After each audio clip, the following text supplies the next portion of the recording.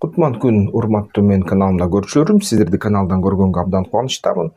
Аны ушул баягы убада кылгандай эле комментарийлерде ушу Украина боюнча ушу бүгүн сүйлөшөбүз. Украинада эмне болуп атат? Акыркы ушу 5 бугуу күнүнөн 12 күнгө чейин 25 жылда эмне болгонун ушу бир сыйра карайлы да. Ошо акыркы ушу күндөрү эгерде байкасак, фронтто дагы эле кызуу согуштар жүрүп атат. Фронтто кишилер дагы эле көп өлүп атат. Ошо бир күнүнө 1000ге чейин киши өлүп атат кээ бир учурларда деп айтылып атат. Кээ бир учурларда 500-600 кишиге чейин өлүп жатат. Ошо өзгөчө акыркы ошо 2-3 күндүн ичинде катуу кызуу кайра согуштар башталып жатат да. Албетте ошо мындай 9-бугуда жеңиш күнү, жеңиш парад өткөрүү күнү Москвада украиндиктер тамашалап атышат өзүлөрүнүн баягы социалдык тармактарында. Ошо эң күчтүү Орусиянын ПВОсу дейт, баягы абадан коргонуучу системасы бул Си Цзиньпин болду дейт. Анткени Си Цзиньпин дипломатиялык кат жазгандан кийин, бүгүнкү күнү ошо Украинага ал кат жеткенден кийин, Украинада албетте ошо анын айтканын карманышты да. Кытайдан анча-мынча коркушту биринчиден. Анан албетте 9-бугуу бүтөөрү менен Орусия тараптан ошо атышуулар кайра кызуу башталды. Украина болсо ошо 9-бугуда ошо тынч турду да. Ошо Орусияга кол тийгизбей, бирок 8-бугуда аябай катуу, ошо 7-8-бугуда аэропортторуна чейин 500дөп, 100дөп, 10доп, 20лап ушул дрондорду жиберип жатты. 500дөн ашык ушул дрон катышты да аэропортко соккуну бергенге. Анан ошо Владимир Путин, Орусиянын президенти 3 күн ушундай убактылуу тыныгуу, тынчтык жарыялады эле. 9-бугуда бирок эки тарап тең бири-бирин ошо тынчтык келишимге, ошо кабыл алынбаган келишимге, бирок жарыяланган келишимди бузганга барган деп бири-бирин айыпташты да аябай көп. Ошол эле күндөрү мисалы үчүн 14 000 ошо Орусия, Украина тарабынан баягы тынчтык окатпоону бузуу ушундай учурлар болду деп айтып жатышат. Анын ичинен дагы 4011 минометтук атышуулар дейт, артиллериялык жана 9918 дрондордун атакаларын жана бомба таштоочу дрондордон бомбалар дыргытуулары ушуну санашты да. Ошол орусиялар ушундай дештеди. Украиналык тараптан тескерисинче айтып атат. Орусия 9-майда такыр өзүнүн атууларын токтоткон жок дейт. Анан 8-майда ошол 2 киши мындай тынч жаран каза болгон дейт Орусиянын дрондорунун атуусунан. Орусияда жаңы дрондор колдонула баштады. Өткөн бир дрондор жөнүндө айтып атканда айттым эле, Абабил деген дрондор. Жана ошо локалдык штурмдарда уланып атты. Мисалы үчүн бронетехниканын, соот техниканын жардамы менен Новоалександровка, Новопавловкага ошо атакалар жүрүп атты дейт. Ошо 8-9 Орусиянын аскерлеринин тарабынан. Алар ВСУ же болбосо баягы Украинанын куралдуу күчтөрү УКГ десе болобу, ошо УККнын тарабынан ошо токтотулду деп айтылып жатат да. Донецкте эгерде ошол эң маанилүү тараптарды карасак, ошо согуш кызуу ошол жерден болуп жатат. Орусия дагы эле алга жылып жатат. Украина дагы эле артка качып жатат ошол Донецкте. Анан Часов Ярда, Константиновкада ушул фронт аябай Орусиянын жалпы фронту бузулгандыктан, анткени украиналыктардын контратака болгондуктан ошо чоң алдыга жылуулар басаңдап калып жатышат, бирок кайра концентрация кылып аскерди кайра алга жылганга аракет кылышат да. Новопавловкада ошол УКК Орусиянын армиясынын жортулун токтотушту, бир жортулун токтотушту.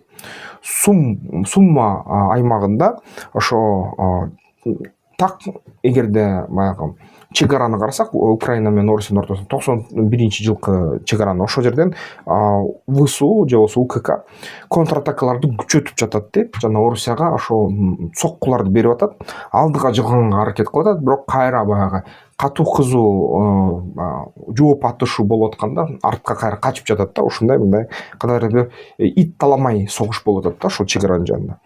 Анан ошо бирок эки тарап тең ушул жерден эч кандай мындай ийгиликке жетишкен жок деп айтылып жатат. Киевке ошол аба мындай тревогалар же аба мындай тынчсыздандыруу сиреналары иштеп жатат дайыма. Дрондор эң кичекте ушундай атака кылып атышат Орусия тарабынан, шахеттер же болбосо жаңы ошол абабилдер. Жана ошол 8-бугуда Орусиянын дрондору ошо жарандык инфраструктураларга да кол салды деп айтылып жатат да. Эки тараптын өтө тыкыз, өтө көп көлөмдө ошо учкучсуз учактарды колдонуп жатат, FPV дрондорду колдонуп жатат. Жана ошол артиллерияны дагы тынбай атып жатышат да бири-бирине. Анан өзгөчө көп ошол дрондорду жана ошол учкучсуз учактарды Украина тарап колдонуп жатат. Албетте эң көп ошол Белгород аймагындагы аяка соккулар болуп атат Украинаныкы. Анан ошол жерден кээ бир учурда ошол жарандык тынч инфраструктурага да Украинанын дрондору түшүп жатат. Ушундай нерселер айтылып атат. Картаны карасак, эмне болуп жатат да ошол согуш таласында. Согуш таласында бүгүнкү күнү ушу Украинада эң көп ушундай соккулар, атакалардын аракеттери Ивановкада болот, Днепрде. Ошо эгерде акыркы күндөрдү карасак, ошо акырындан жылганга аракет кылышты, бирок көп жоготууларга дуушар болуп, Орусиянын аскерлери, украиндиктер аларды токтотушту деп эсептесек болот. Ошо Жданов деген Украинанын кызмат кылып жүргөн ушундай бир кызматчынын айтуусу боюнча, бүгүнкү күнү ар бир алынган километр үчүн Покровск тарабында, анан Ивановка тарабында 1 километрге 194 ошо Орусиянын аскери келип жатат да, өлгөн же катуу жарадар болгон. Каховкада атакалар жок, Любимовкада атакалар жок азыркы кезде, ошол Горностаевкадан атакалар жок. Ошол тараптардан атакалар азыр болбой жатат.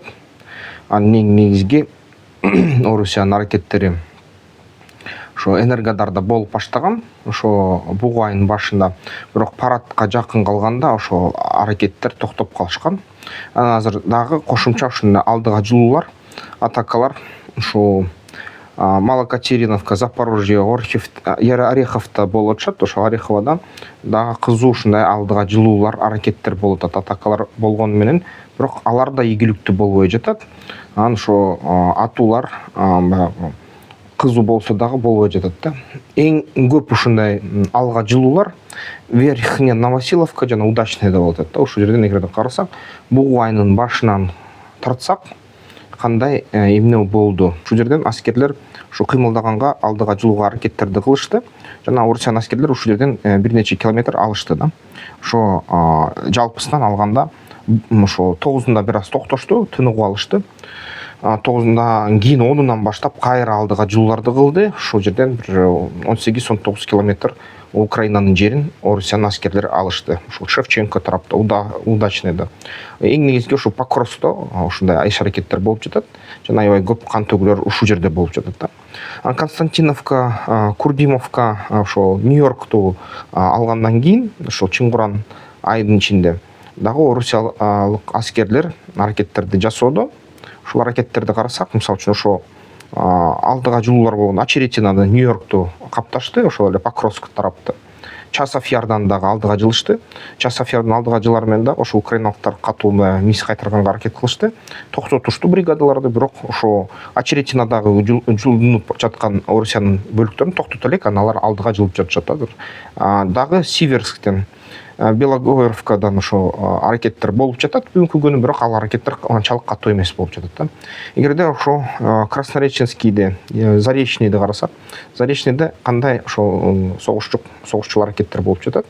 Украина бул жерден кайра эле баягы кичине артка жылгандай, ошол жерден кызуу ушундай алдыга жылуулар болду. Ошол жерден Орусиянын аскерлери дагы кошумча ошо 5-6 километрде, чачы километрде алгандай болду ушул жерден. Анан бирок баягы чоң жылуу болгон жок, кайра эле аябай жай болуп атат ушул нерсе. Да ошондой эле ошо Купянск алсак, Купянсктан Орусиянын аскерлери кайсы бир ийгиликке жетишти.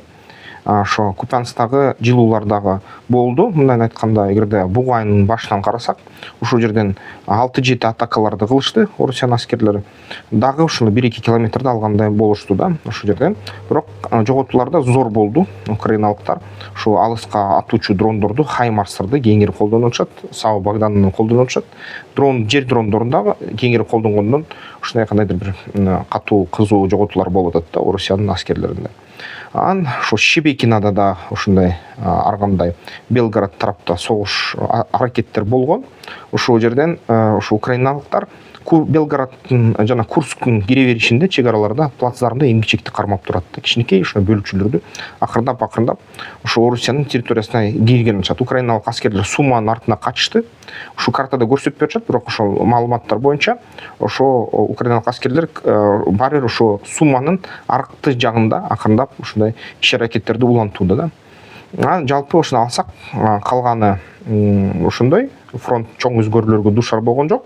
Эгерде мындай кыскасынан, жалпысынан айтканда, кичине ошо фронтто баары бир Орусия дагы эле басым жасап атат, дагы эле алдыга жылып атат деп айтсак болот. Эгерде мисалы үчүн жалпы кандай окуяларды алсак, ошо дипломатиялык сүйлөшүүлөр уланып атат. 30 күнгө чейин ошо тынчтык орнотолуу деген сөздөр болду. Евро биримдиктен ультиматум болду. Путин ошол эле түнү ал ультиматумга жооп бергенге аракет кылды. Евро биримдиктеги бүт өлкөлөр биригип алып Зеленский менен кошо Путинге чектелүү убакыт берди. Токтотпосоң согушту, андан өзүңөн көрдүк. Путин айтты, бул деген орой бул деген эч кандай сыйды көрсөтпөй жатасыңар, ультиматум коюп атасыңар, ушундай сөз менен сүйлөсөңөр болбойт деп өзүнүн сөзүн айтты. Анан 15-бугуда жолугалы деди да, кел жолугабыз деп Стамбулда. Эрдоган айтты, мен деген даярмын дейт, Стамбулдан ушул жолугушууну уюштуруп берем деп. Буга чейин Дональд өзү акшн президенти мен жакынкы чыгышка барып иш сапар кылам деп жатты эле. Анан эгерде азыр байкасак, анын иш сапары Туркияга такалган атат да аягында. Анан ошол иш сапарынын аягы же болбосо башы же ортосу кайсы ошо жакынкы чыгыштан мындай графики боюнча кандай түзүлөрү азырча белгисиз так. Бирок 15-бугуда Трамп дагы Путин дагы Стамбулда болуп калышы ыктымал экен. Анын сырткары Зеленский да айтат, мен да барам дейт. Кел согушту токтоткула, отту токтоткула, мен барып сүйлөшкөнгө даярмын дейт. Ошентип бүгүнкү күнү алгачкы жолу ушундай бул согуштун тарыхында Трамп, акш президенти, Украина президенти Зеленский жана Орусия президенти Путин Стамбулда Эрдогандын баягы коноктогонунун астында жолугушуп түзмө-түз сүйлөшүүлөр жүргүзгөн атышат да. Бул нерсе көптөн бери даярдалып жаткан окшойт. Бул дипломатиялык иш, мамлекеттик иш узак убакытта даярдалат да. Бул нерсе жөндөн жөн болбойт эч качан. Ошон үчүн ушундай кандайдыр бир иш аракет болгону жатыптыр Стамбулда. Эми ал болобу болбойбу, ким билет, арга факторлор өтө көп.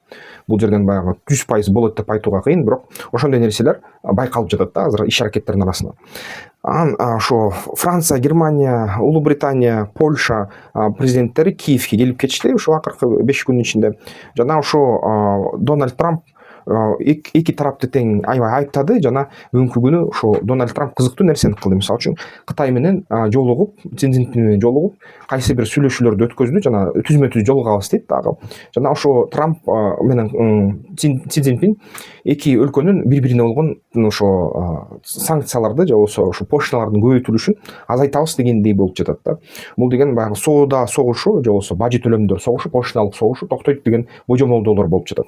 Эмнеге Трамп ага барды деп сураса, бүгүнкү күнү ошо парадка барып, Цзиньцзин Орусия менен бирге болуп, ошо кээ бир баягы тамашакөйлөр айтып атат, парадты Цзиньцзин кабыл алды деп. Бирок чоң серепчилер айтып атат, бул деген жөндөн жөн болгон эмес дейт. Цзиньцзин өзүнүн ядердик потенциалы АКШга каршы согуш ачса аздыгын тааныды дейт да. Орусия менен кошо эгерде ядролук дүрмөттөрдү бириктирсе, ошондо Кытай менен Орусия дүйнөдө лидерликти кылат жана эң чоң ушундай бирикме болот, эң көп ядердик дүрмөттөр бар. Ошону Трамп түшүндү дейт, ошон үчүн Трамп артка жылбаштыр дейт. Бүгүнкү күнү мындай расмий эмес, бирок көрүнүп деле жатат, расмий деле болушу мүмкүн. Кытай менен Орусия өзүнүн ядердик дүрмөттөрүн бириктирип жатат дейт. Анан Кытай ага мисалы үчүн Украиналык фронтко кандайдыр бир көлөмдө ошо ыктыярчыларды бергенге даяр дейт. Анын аркасынан да Кореянын ыктыярчылары Курскта ансыз деле согушуп жатат. Эгерде Кытай менен Кореяныкы, Орусияныкы бириксе ыктыярчылар, Орусиянын ичинде дагы ошол пландык чектелүү мобилизация жүрүүдө, мисалы үчүн мүмкүн күнү Орусиянын жараны болсоң, сага повестка келет, мисалы үчүн армияга. Ошол повестка электрондук баягы мамлекеттик кызмат деген сайтына келишет. Окудуңбу аны, окуган жоксуңбу, электрондук ошо почтаңа жиберилгенден кийин повестка алынды деп эсептелет. Эгерде ошол повесткада көрсөтүлгөн мөөнөттүн ичинде келбесең, военкоматка, анда сен мыйзамды бузган болосуң, сага атайын соттук иш чаралар көрүлөт. Анын ичинен сен мисалы үчүн банктык эсептериң толук жабылат. Анан ошо мажбур болосуң военкоматка келгенге. Анан военкоматка барып, анан аскерге даярдыкка, 1 айдык даярдыкка же 3 айдык даярдыкка барышың керек болот да. Ушундай азыр система болуп калды Орусияда. Ошон үчүн ушул мобилизация иштеп жатат акырындап. Ошо пландык ошо жазгы чакыруу жана ошо кошумча акчалай элди тартуу аскерге, ошо эки мобилизациялык аракеттер уланып жатат да. Украинада 1-сентябрдан баштап ушул айларда, ушул күндөрдө, бугунун ичинде кабыл алышты ушундай чечим. Эми жаш балдарды дагы, мектеп бүтүрүүчүлөрүн аскердик даярдыкка үйрөтө башташат да. Анан ушундай жаш балдар, 17-18 жашар балдарды дагы ошо аскердик кызматка тартканга даярданып жатат Украина. Ушундай нерсе болуп атат. Ошо УККнын башчысы Сырский Александр, Украинанын баягы бүгүнкү күнү коргоо министри деп айтсак болот. Ал айтып атат, бизде чоң маселе, дагы эле айтып атат, кайталап атат да, адам жетпей атат деп, фронтко адам жетпей атат. Курал келди дейт, күйүүчү май келди, дрондор толтура дейт, дрондор жасап атабыз күнү түнү, жардыргыч заттар толтура дейт, бирок адам жетпей атат дейт. Ошо чоң маселе дейт да. Анан ушул жумада, бугунун ичинде 12-сине 13-үнө чейин ошол Донецкте дагы эле ошол тынч жарандар жапа чекти. Константиновка, Покровск, Часов Ярда ошо тынч жарандар жапа чегип атат кайра эле. Дагы бир жаңылыктардан, тез согуштун башында 2-3 жумада согуш бүтөт деп украиндиктердин нервтерин дарылаган психолог сыяктуу иштеген Алексей Арестович ошо мындай ага атайын ушундай чыгарышты өкүм, аны кармоого сот өкүмүн чыгарды. Аны эгерде Украинага келсе, аны соттошот, кармашат. Ал болсо ошо кызыктуу нерсе болду. Анын миллиондогон ошо жазуучулардын алып келген YouTube каналы украиналык ошо көрүүчүлөр үчүн жабылды да. YouTube ошондой чечим кылыптыр да. Аны ушуну аябай талкуулап жатышат. Венгрияда болсо Орбандын кол астында иштеген өкмөттүн мүчөлөрүн ошо коргоо түзүмдөрүндө атайын операция жасалыптыр. 2021-жылы Венгриялык атайын ошо кызматтары разведка, вербовка кылышыптыр жарандарды Украинанын ичинде. Жана ушул жуманын ичинде ушул СНБО же болбосо Украинанын атайын ошо улуттук коопсуздук күчтөрү ошо венгриялык жарандарды кармашты жана украиналык жарандарды кармашты. Аларга баягы өмүрүнүн аягына чейин түрмө болот дейт. Анткени булар кадимкидей ошо шпионаж, баягы чалгындоо иштерин жүргүзүп жатыптыр Украинанын ичинде, ийгиликтүү жүргүзүп жатыптыр. Анан Венгрия аркылуу ал чалгындоо маалыматтар Орусияга кетип турчу экен. Анан ушу баарын кармашты дагы. Венгрия ошого таарынып, биринчи жок, бул силер деген калп эле адамды айыпсыз адамды кармап алдыңар деп, анан бир аздан кийин кайра алардын баягы тышкы иштер министрлиги 2 украиналык дипломатты баягы персона нон грата деп мындай жарыялашты. Жана ошо Курск область аймагында, Орусияда дагы 2 же 1 памятник, мындай эстелик тургуза алабыз дейт. Ошо түндүк кореялык аскерлерге эстеликтерди тургуза баштайбыз дейт да, алардын эрдигине деп. Ушундай нерселер болот. Негизи эки тарап тең ушундай согушту кызуу жүргүзүп атат, бирок баары байкап атышат, Орусиянын атакалары кичине жай болуп атат да, жайланып атат.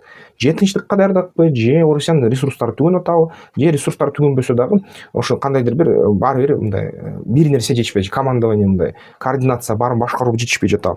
Ушундай деп атышат да. Анан эгерде мындай карасак 15-бугуда балким баары чечилет да, балким чечилбейт. Эгерде карасак ошо балким ошо согуш бүтөт азыр убактылуу. Баягы кореялык сценарий менен бирөөсү Украинанын басып алган жери ошо Түндүк Корея сыяктуу болот, Украинанын баягы сактаган жерлери Түштүк Корея сыяктуу болот. Анын согуш бүттү деген нерсе болбойт. Бул деген согуш уланып жатат, бирок убактылуу тоңдурулду деген чечим чыгарылат балким сараптар менен. Кандай болсо да Украинанын кайсы бир ошо Орусия басып алган территориясын бергенге аргасыз болот деп айтылып атат. Бирок ошол Евро биримдиктин ультиматуму боюнча баары бир ошо Украинанын мындай талаптарын эске алыш керек деп Евро биримдиктин лидерлери айтып атат да. Ал эми Трамп болсо мурунку эгерде Путинге тартып жүрсө, азыр болсо эки тарапты тең мындай нейтралдуу мындай түзүрүн көрсөтүп атат. ошо мисалы үчүн бүгүн 12-синде кечөө Орусия таң атпай аябай шахеттердин 100 шахети атты Украинага. Бул деген баягы Украина силер ошо баягы бизге ультиматум койгон үчүн ушундай жооп силерге деген ушундай нерселерди болду да. 11-чи бугуда мисалы үчүн айтсак, украиналык кайсы бир күчтөр Торецктен ийгиликтүү ошо Орусиянын мындай алдыга жылуусун токтотушту.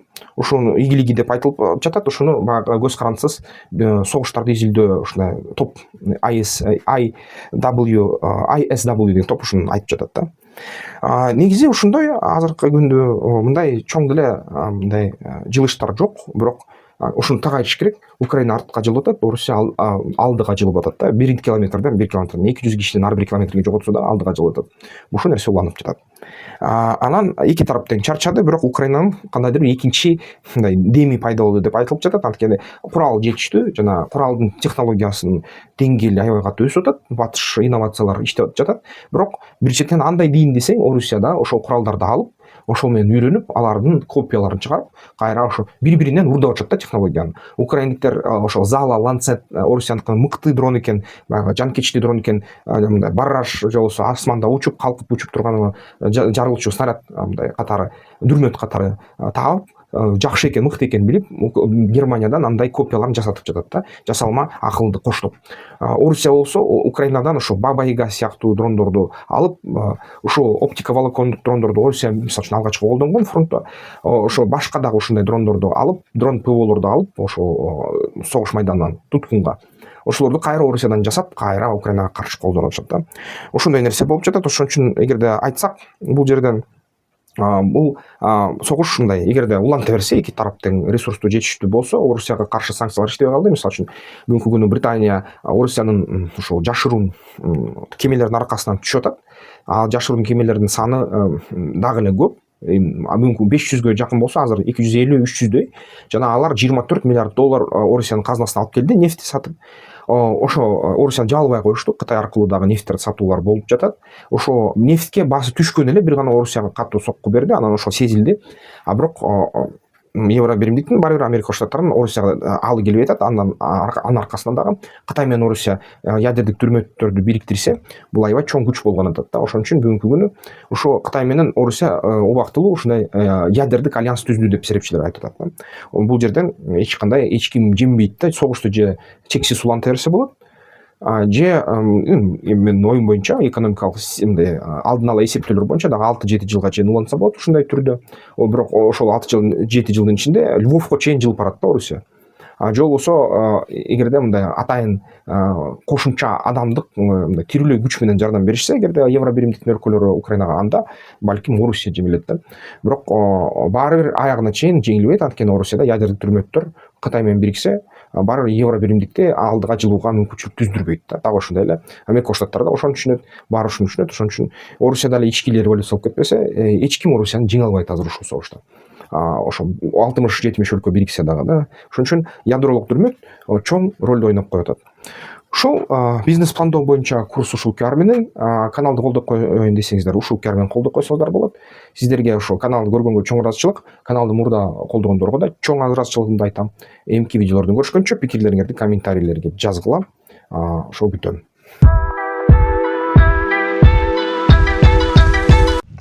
Аскер тактикалык федерация уюштурган, көп учурунда ошонун мүчөлөрү уюштурган жеке ошо эс алыш күндөрү болуп өткөн оюндар бар. Ошол оюндарга катышкыла. Анткени ушул оюндар ар бир базар күн болот. Ар бир базар күнү албетте бул жерден жакшы бир тажрыйба алса болот оюнду. Анан кийин дагы аябай жакшы өзүңөргө ишенип алсаңар, чоң оюндарга катышсаңар аябай жакшы болот да.